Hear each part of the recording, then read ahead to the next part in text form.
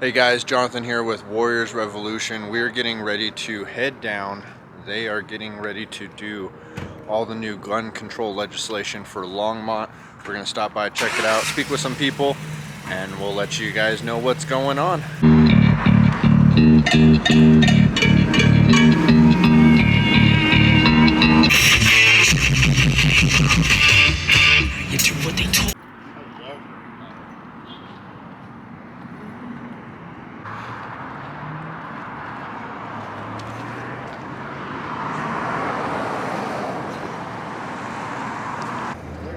This is 350.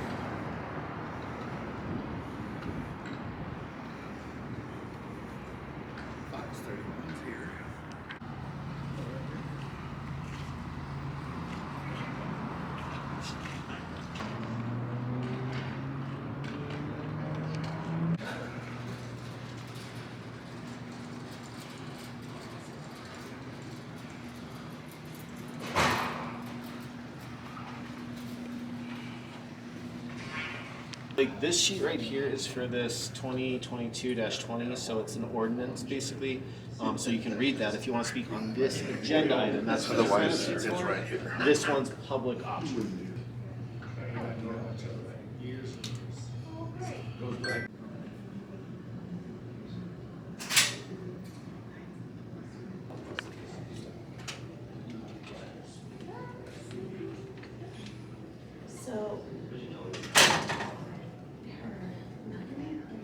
If we were going to enforce a prohibition of concealed carry anywhere, now let's say, for instance, how would you do that without a metal detector staffed by?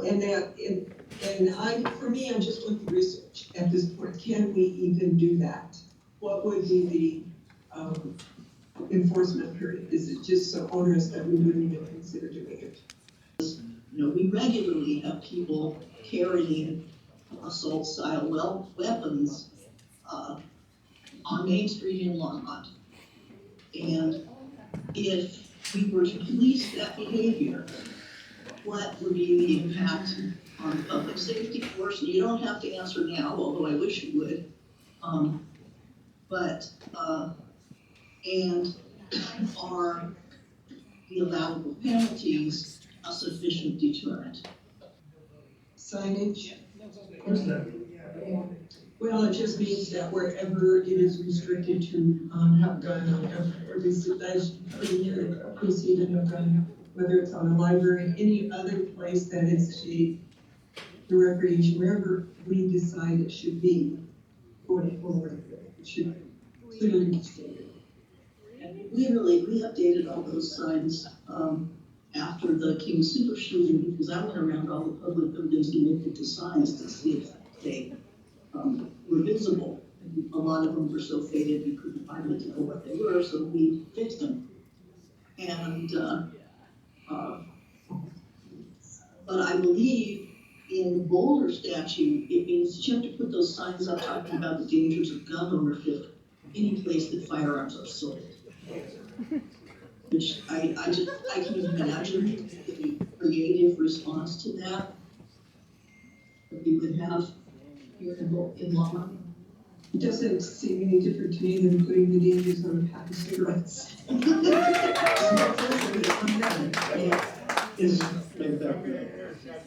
We could do, and in fact, I'm not sure which institution is doing it. You know, somebody is giving away gun. Congregational church. Congregational church, thank you.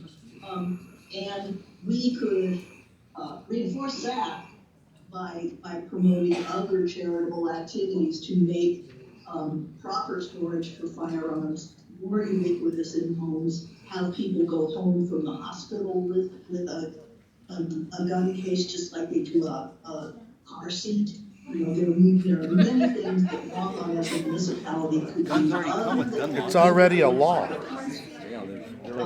That might impact, you know.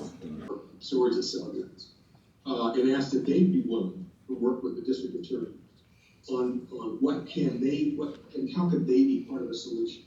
So whether it's waiting periods or whatever might come out of it, if this whole initiative inspires that, then I think it's a big step in the right direction. Whatever, regardless of what we do, or in addition to what we do. I'm not saying we're not gonna do anything, but I think we ought to encourage, we ought to invite that part of our community to the table and listen and figure out where is the common ground we can find again. Automatic weapon, and so banning bump stocks is kind of performative because you just use one of the other technologies to get the same result. It's just the reason that I'm not that excited about banning classes of weapons because it's so easy to work around that. And I'm sorry to have all of this stuff, but my in-laws were collectors with federal firearms licenses, and so, you some of it. Longmont City Council regular session in order. Councilwoman Martin is here. She will be here in a few minutes, so we'll do the roll call now, if you don't mind, and then just add her. There she is. Period of 10 days before the acceptance of a weapon. It can be purchased, but wait 10 days before you can purchase it.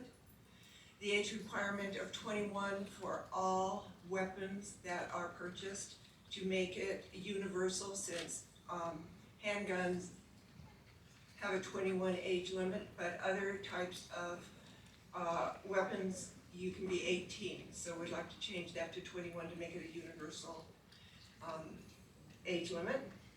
And to prohibit the unserialized firearms, also known as ghost guns.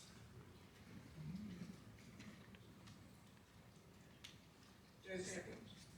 It's been moved by Councilor Martin. Can we have discussion?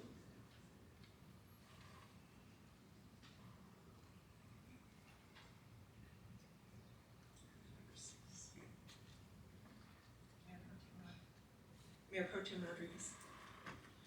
Thank you, Mayor Peck. So the nuts and bolts are going to come out when we actually get to see the ordinance. As such, I will vote so we can see the ordinance and have adequate discussion at the appropriate time.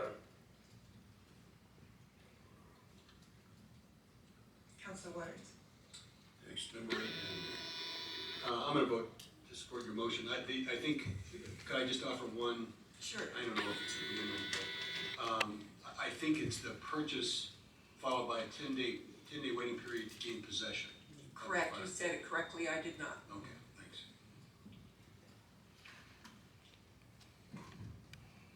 Councilor Hidalgo Ferry. Thank you, Mayor. So, and just to clarify, I think, Mayor Pro Tem spoke to this as well. I will be voting for this so we can have the adequate discussion. The other thing that I don't want to forget about is really the continued work of having that community engagement, and looking for other means of reporting. You see something, you say something. What can we do to encourage our citizens to Longmont signage, which just to reinforce that we would put signs on all municipal buildings, a waiting or cooling off period for 10 days after purchasing, possession. So, And two more, age requirement of 21, and prohibiting unserialized firearms known as ghost guns. Right, and the thing that confused me was, it sounded in retrospect when I was replaying it, because I know I seconded it, but, it sounds like all one ordinance. And is it your intention with this motion that we would have the opportunity to break it up into several and maybe only pass one and not all? Councilor Martin, that is why it's on general business. So when it comes back, we can discuss at that point, after we get the research, if we want to go forward and how we want to go forward. Thank you. Okay. I'm fine then. That is a motion to direct staff that in future at your discretion to set a date for a community discussion specifically on gun safety within Longmont. Because in our discussion, I don't know what you could hear or not hear. It's very, very important that we get the community feedback, and the last time we did that was in 2018. And that's been a while. Things have changed. So we're going to have a community discussion with that as well. So do I have a second? Okay, that's been seconded by Councilor Hidalgo Ferry. Let's discuss it. Yeah. Councilor Rose. I'm clearly supportive of this concept. I hope it's broader than just a meeting, or a forum, or a one-off kind of engagement. Carries unanimously with Councilor Yarbrough absent.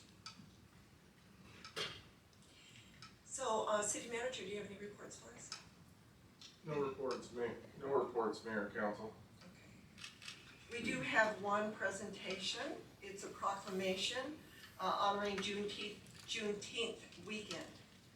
So this is a proclamation designating June. Thank you for the opportunity to speak tonight. I'm here to ask the City Council to take action for gun safety for our Longmont community. The time for change is now. In 2019, I spoke to you about how gun violence impacts our community after our country experienced an especially grisly summer of mass shootings.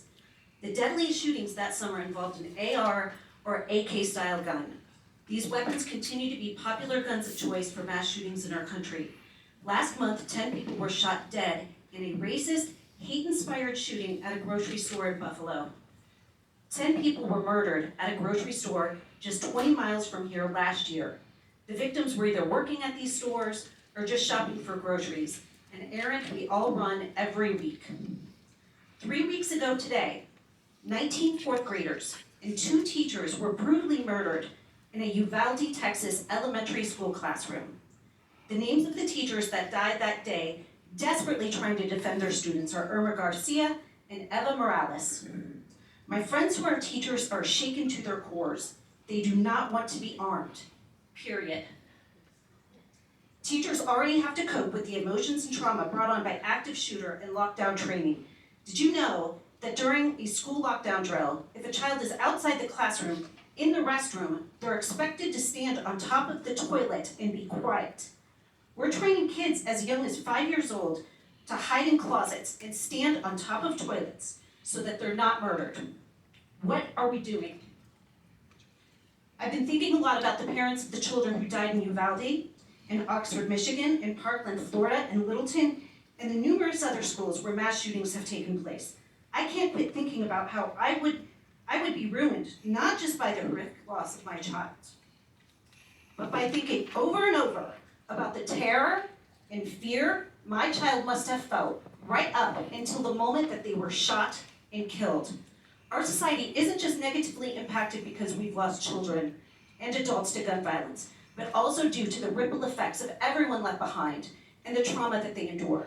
This is the continued reality for parents and families across America. Gun violence is now the #1 cause of death for children and teenagers in the U.S. Let me repeat that. Gun violence is now the #1 cause of death for children and teens in America. This is who we've become as Americans, and I have never felt so ashamed. We have an opportunity to put new regulations into place for our community that can save lives. These include, but are not limited to, the following: prohibition of open carry in public spaces, a waiting period of 10 days when purchasing any firearm, raising the legal age to purchase long guns to 21, and lastly, a ban on the future sales or distribution of assault-style weapons. Thank you for considering these regulations. Thank you.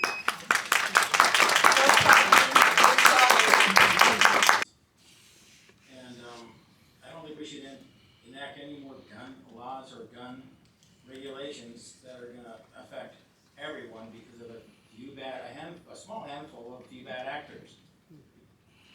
Over the past 3 decades, violent crime has dropped by more than half.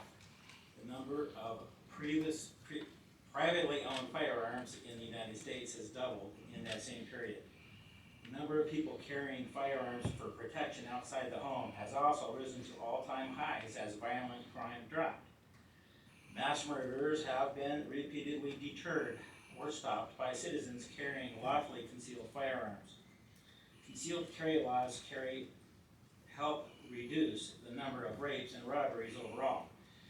It makes sense that criminals would be far less likely to commit a crime if they believe their victim might be armed. In fact, a major study of 2,000 felons in the state and federal prisons across the United States showed that criminals actually fear armed citizens more than they fear the police. Cities with the strictest gun controls have the highest crime rates. Does gun control reduce crime? The evidence says no. In fact, cities with some of the most stringent gun laws, like New York and Chicago, suffer from some of the highest violent crime rates.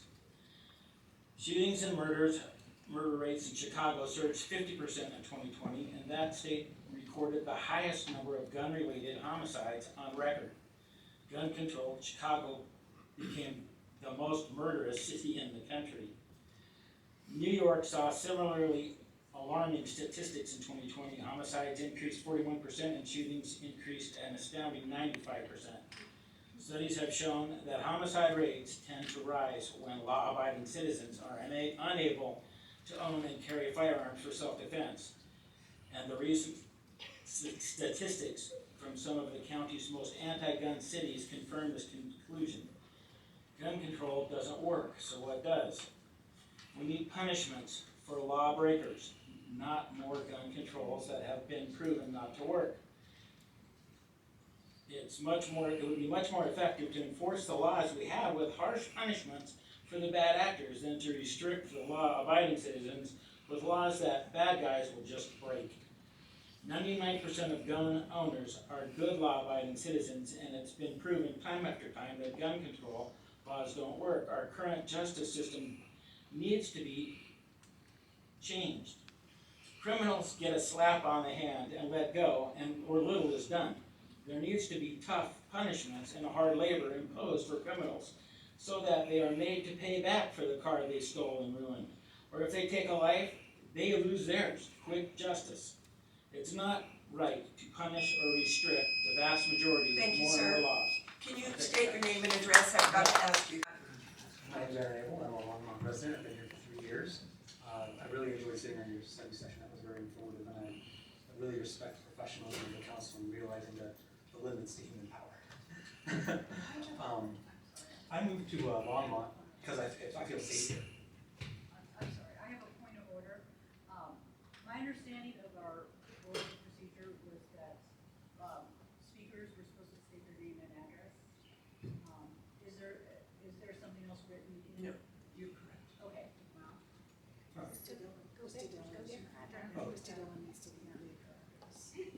Yeah, with the first speaker needs to come and give her address there. Do you live in Longmont? Sir, can you give me your address, please? Continue. I moved to Longmont from coastal California, and during my time in coastal California, I lived in San Francisco, which has all of these restrictions and more. While living in San Francisco, I experienced a home invasion and frequent harassment on the streets, including muggings. I was never allowed to protect myself. I faced weapons and attacks from criminals. I moved to Longmont with my family because it's safe here. You guys have a great city. You're already safe here. I mean, sure, you got things you can improve, but I don't know. I'm not feeling it, you know. And I'm really impressed that you guys were able to take this massive outside pressure from a national group and think about your community first. Because in California, we get a lot of that, and there's just no community. It's all pressure from national groups. So I'm going to keep it quick, but thank you. Thank you, Aaron. So I'm going to call the next three: Lisa McMullen, Nicholas Dwayne, and Rod. It's the exact opposite. Mass shooters are usually attention seekers, mentally unstable, and self-loathing, part of our society. The media's focus is from a panic-stricken gun grabbers that organize a plan of attack on us law-abiding citizens, CCW holders and gun owners. And in theory, no guns is a safer environment, and it feeds their anxiety. But in reality, mass shooters actually target gun-free zones or schools that do not have security or situations where they have let their guard down, complacency. The manifestos of these kinds of people have been circulating since the beginning of time. Dictators have always targeted villages that did not want to fight back. This translates into our modern times as gun-free zones and citizens that are willing participants to be a victim. Mass shooters occur in places where CCWs are very rarely issued and are restricted. CCWs have saved innocent lives time and time again because our government agencies are bogged down with politics. 49% of most mass shootings end before the police even arrive. 67 of them end in suicide. The rest are stopped by people with CCWs. The misconception is that you can walk into a gun store and buy a gun just like you can a pair of shoes. And in reality, I had to be federally vetted and trained by an FFL certified instructor and apply for my CCW. On May 27th, a woman stopped a mass shooter at a graduation party. Boulder, CCW. Arvada, CCW. Stop those shooters from continuing. There's a video of a woman out on the internet with a group of women and children. A man walked up and tried to kidnap one of the children. All the women ran, except one. She reached into her purse, pulled out her gun, and shot him in the arm. She secured the scene while the others tended to his wounds. This is the definition of a CCW.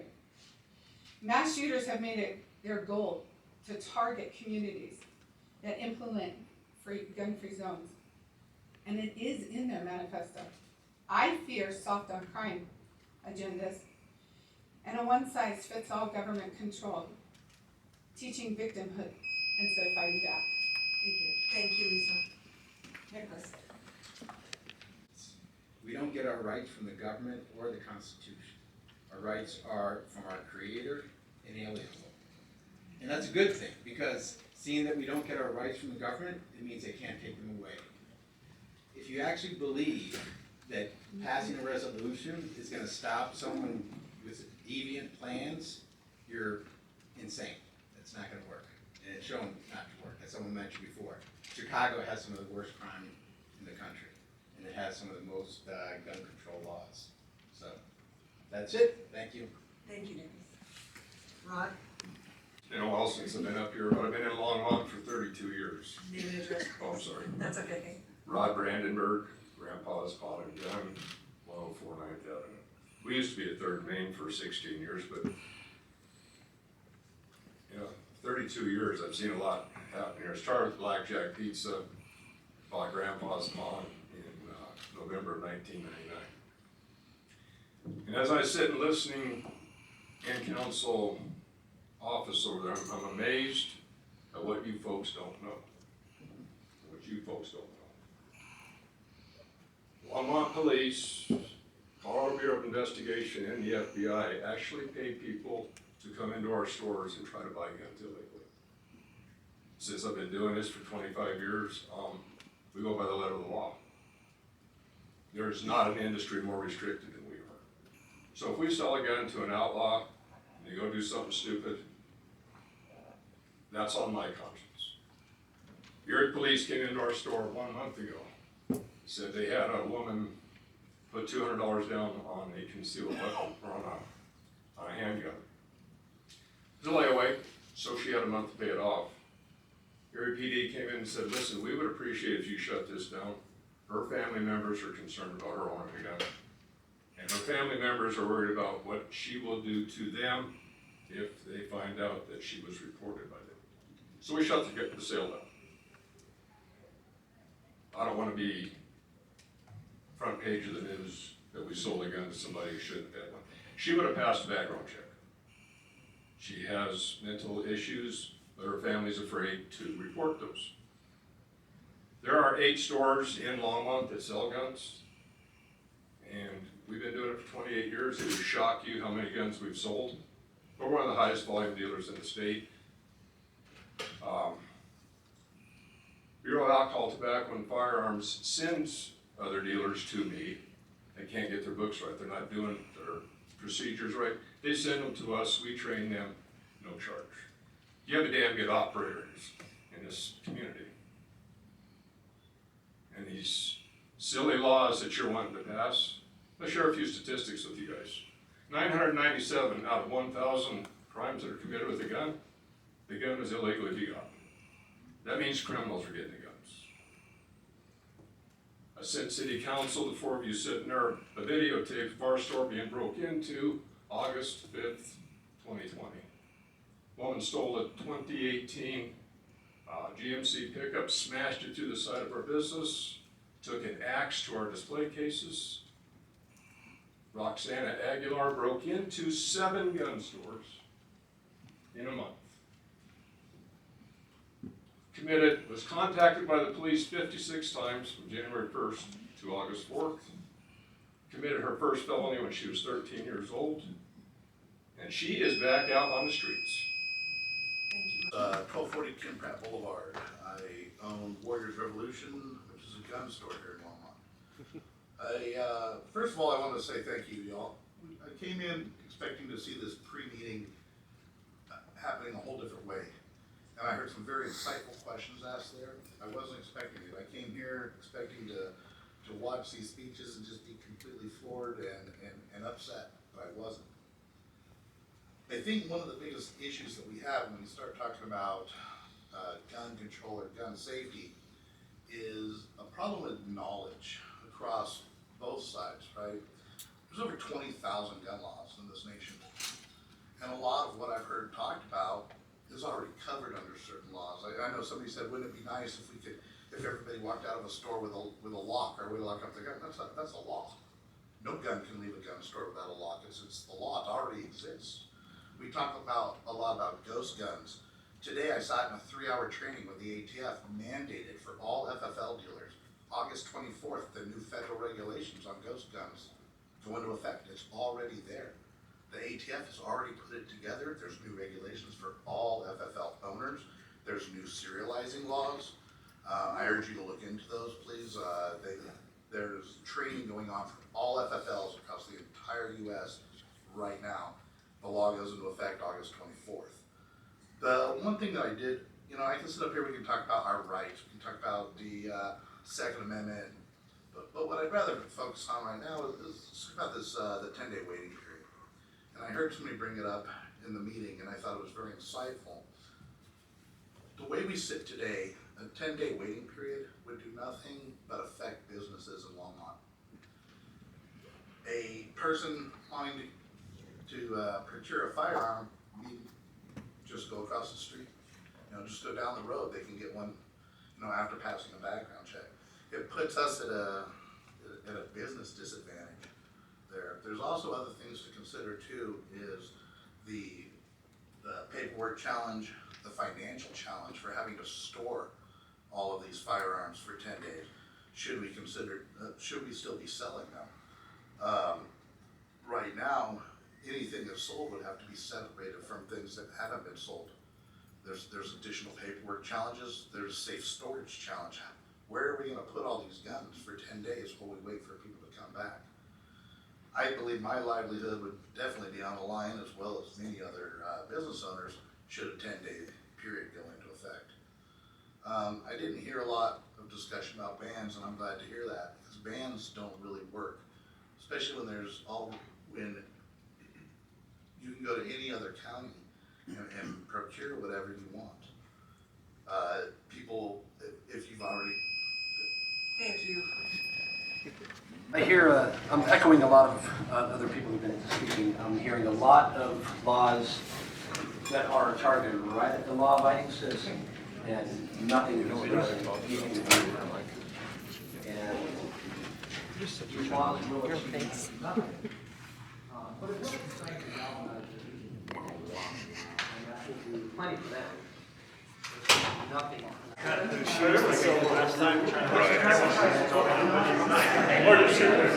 Cool, thanks guys. We just wanted to give you a little sneak peek. We were down at Longmont Civic Center, go over everything that's going on for their jurisdiction and the surrounding area. So and foremost, thank you. Yeah, thanks, man. I'm at 1360, but thank you guys so much. Oh, for I heard coming you out. guys on the radio. When I woke up that Yeah. morning, I was like, "That's Mike's shop." It's Yeah, you yeah, guys. no. All right, cool. Yeah, I do the morning show over there at 1360. All right, But okay. yeah, no, thank you guys for coming out. You know, I know I don't have to thank you. This is your spot, but if you guys want any RMGO gear, we just, you know, it's like this fight right now is incredibly important, and you guys are at the front lines of this, especially as, you know, gun dealers, and so just like it's awesome seeing you out there. And yeah, no, that's my spiel. I also want to just thank you for supporting our radio station. You know, it's like 1360. Yep. I've been messing with 1360 for about 20 years now. Hell yes, man. And you were going on there when Don owned it? All right. So I got shirts that say "No Compromise," and I got shirts that say "Don't Call Me Fornia" by Colorado. So here there was Who's a large? something about no Extra large. Large. In There you go. Lafayette, so many. Who else is a large? Anybody else? There you go. Extra large. Extra large. I got you. What do you want? Do you want a no compromise? Absolutely. So many showed up that they Thank were you, sir. What do you got for a 3X? 3X. I got both. You know what? I'll give you. Did I get the extra large? I've only got a couple 3Xs. How many 3Xs I got? No, there's Perfect. You got a medium? They're still going. I don't know how much I've got. Take that, 9 News wants to know. What do you want? Or double XL, either one? Yeah, I got you. Do you want, which one do you want? I like the AR one. I need a double. The AR one? Perfect. Yeah. RMGO. Just remember RMGO next time. I'm doing my job as a salesman here. I thought you were talking shit. No. We are Rocky Mountain gun owners. We are Colorado specific. Gun right. Emails all the time. Sorry, guys. Sign all the You said double X? 2X. 2X, which one do you want? No compromise. No compromise. Do you have another one, 2X? That's no compromise? I don't know if I have another 2X no compromise. Got one for you. Hey, look at that! I guess I'm no California. California, well, since you were so nicely giving it up there, you can have an RMGO as well. Double X? Yeah, in double X, unfortunately, all I got is the don't call me Fornia. Yeah. So, do they run small with? I mean, This is a large. Yeah. That wasn't the first time. Because they'll make a law against it then. Ever since that guy got shot. I know everyone's I want the large. Or an XL. XL. Okay. So an extra large, I got a regular RMGO. I'm out of here. Jim, it was a pleasure meeting you. Yeah, thanks again. Take care, buddy. Keep up the good work. There you go. All right. Sweet. Do you want a no California? You get a no California. Okay. Give it to my Remember, girlfriend. we are the gun group that actually does what you think the NRA does. So we actually fight for your rights. So you got it straight.